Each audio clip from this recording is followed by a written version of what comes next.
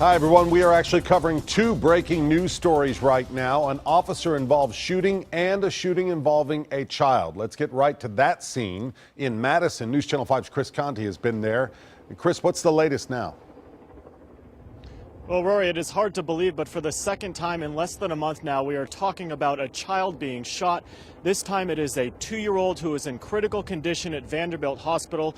That child was transported from this scene just a little while ago. We are at the Charter Village Apartments just off Rio Vista Drive in Madison. It is kind of hard to see the crime scene back there, so we'll take you up in the air from Sky 5 to give you a little bit better perspective of what's going on here.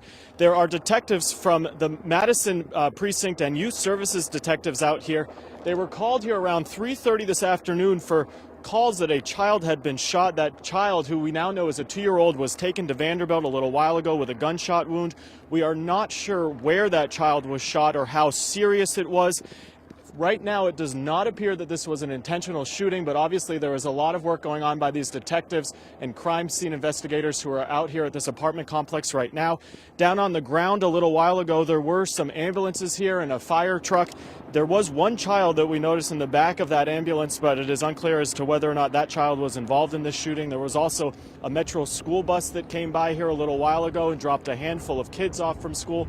Certainly not the thing a lot of parents want their children coming home to after a long day of school. But again, we can tell you that a 2-year-old has been shot here at this Madison apartment complex and was rushed to Vanderbilt about an hour and a half ago. We are continuing to follow these developments and we'll bring you more as we have them. We're live in Madison. Chris Conti, News Channel 5 HD.